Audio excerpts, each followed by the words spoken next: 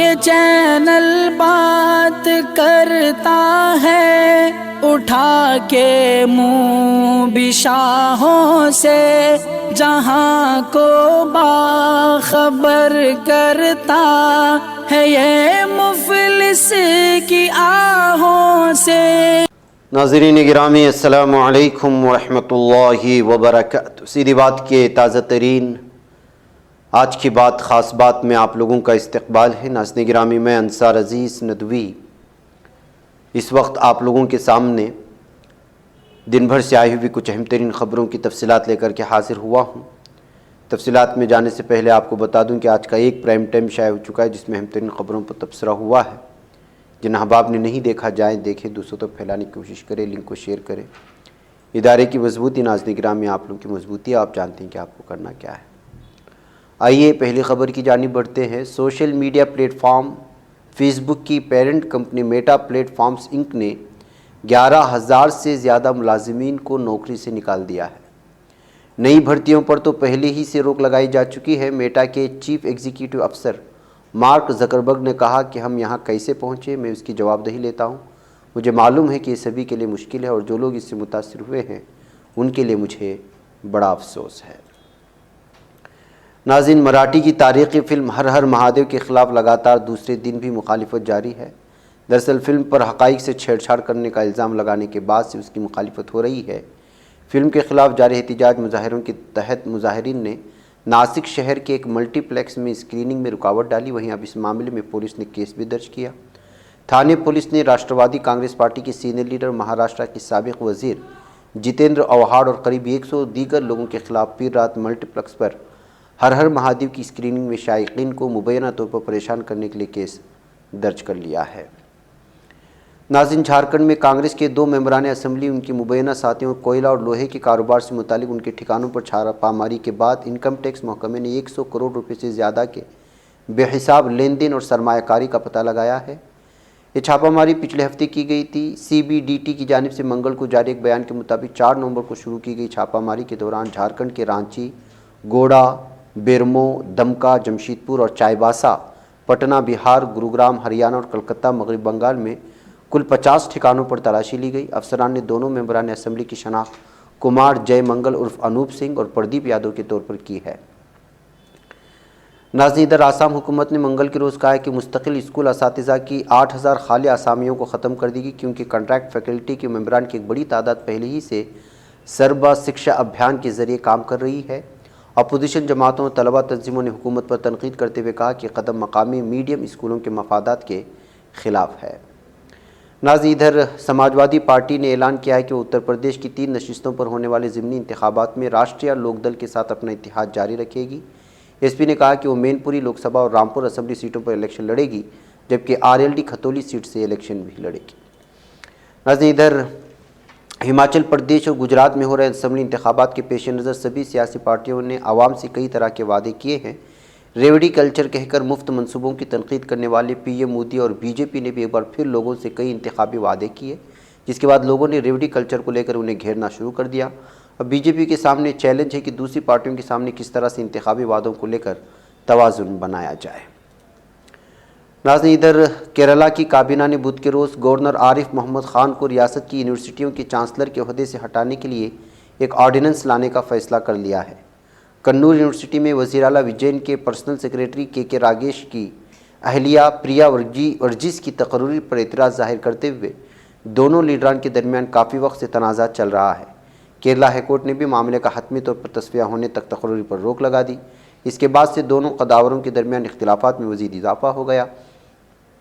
Ordinance لانے کا کابینہ کا فیصلہ اسی تنازع کے بعد سامنے آیا ہے۔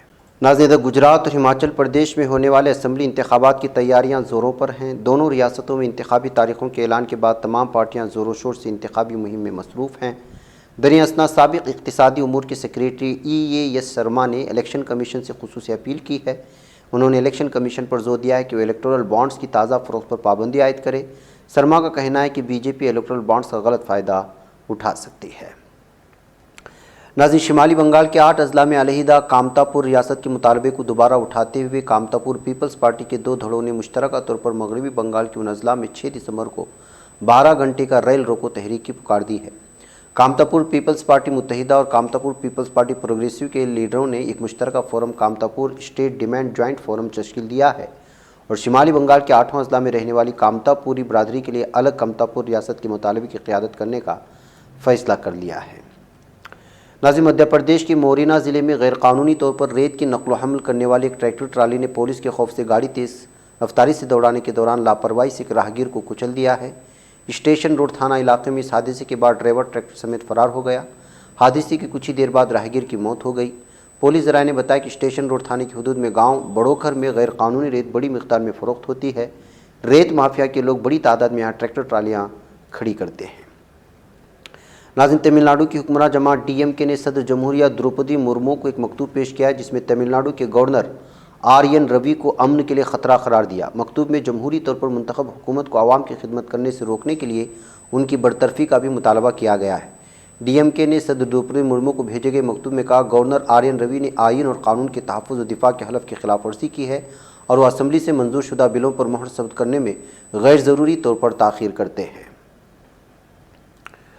ناظرین گرامی، ادھر justice D Y Chandrachud Hindustan کے 50ویں چیف جسٹس بن گئے ہیں۔ صدر دروپدی مرمو نے جسٹس ڈی وائی چندرچوڑ کو چیف جسٹس آف انڈیا کے عہدے کا حلف دلایا۔ جسٹس ڈی وائی چندرچوڑ نے سابق chief justice of India U Lalit کی جگہ لی۔ جسٹس للت کی بطور سی جے 74 دن کی مختصر مدت تھی جو 8 نومبر کو ختم ہوئی۔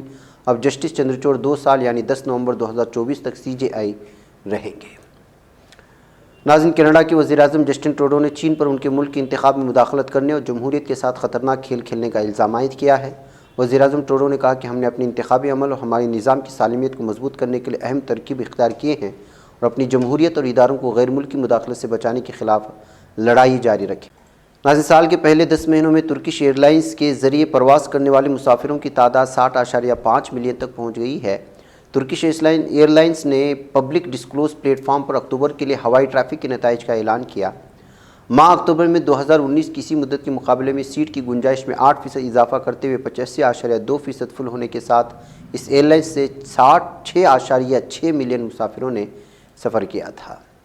ناظرین، ایک بار پھر ظالم دہشت گرد اسرائیلی فوجیوں نے مقبوضہ مغربی کنارے کے شہر نابلس میں ایک اور فلسطینی کو شہید کر دیا ہے۔ فلسطین کی سرکاری ٹیلی ویژن کی خبر کے مطابق نابلس کے مشرق میں یوسف مقام پر چھاپہ مارنے والی ظالم دنیا کی سب سے بڑی دہشت گرد اسرائیلی فوج اور چھاپے کو روکنے کے لیے خواہش مند فلسطینیوں کے درمیان کشیدگی پیدا ہوئی۔ فلسطینی مہدی حشاش جو کہ اسرائیلی فوج کی گولی کا نشانہ بن گئے تھے، بعد میں زخموں کی تاب نہ لاتے ہوئے اپنی جان سے ہاتھ دھو بیٹھے۔ ناظرین، ایران کی صوبے سیستان بلوچستان میں حکومت مخالف جیش العدل نامی تنظیم کے 2 ارکان کو دہشت گردی کے جرم میں سزائے موت دے دی گئی ہے۔ تسنیم خبر رساں ایجنسی کے مطابق سیستان بلوچستان صوبے کے شہر زہدان میں حفاظتی قوتوں کے خلاف حملوں اور دہشت گردانہ سرگرمیوں میں ملوث ہونے کے الزام میں راشد بلوچ اور اسحاق اسکانی کو پھانسی کی سزا کا حکم سنایا گیا۔ ناظرین، صومالیہ میں الشباب تنظیم نے انفراسٹرکچر تنصیب پر بم حملہ کیا۔ مقامی ذرائع ابلاغ کے مطابق گالموڑک کے علاقے میں ملک کی سب سے بڑی ٹیلی کمیونیکیشن کمپنی ہورمٹ کی تنصیب پر بم حملہ کیا گیا ہے اور حملے میں کوئی ہلاک یا زخمی نہیں ہوا، تاہم تنصیب کو نقصان پہنچا علاقے سے مواصلاتی رابطہ بھی منقطع ہو گیا۔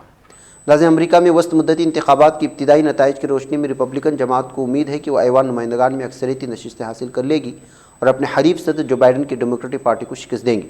خبر کے مطابق امریکہ میں 8 نومبر کو وسط مدتی انتخابات میں ایوان نمائندگان کی 435 نشستوں پر رائے دہی ہوئی۔ مختلف ریاستوں میں پولنگ کا وقت ختم ہو گیا، ووٹوں کی گنتی بھی شروع ہو چکی ہے۔ ناظرین، ادھر نیٹو کا آئندہ اجلاس 11 تا 12 جولائی کو لیتھوانیا میں ہوگا۔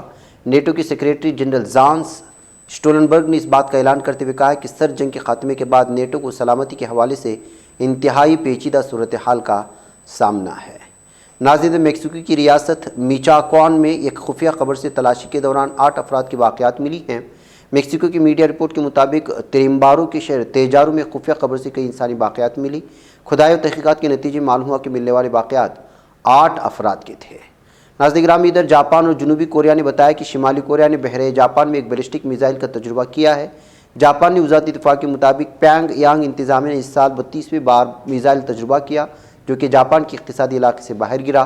جاپانی کوسٹ گارڈ نے بھی اس علاقے کی چھان بین شروع کر دی ہے جہاں یہ میزائل گرا ہے۔ ناظرین، آج کی بات خاص بات میں اتنا ہی، انشاءاللہ پھر آپ لوگوں سے ملاقات ہوگی۔ مجھے اجازت دیں، والسلام علیکم ورحمۃ اللہ وبرکاتہ۔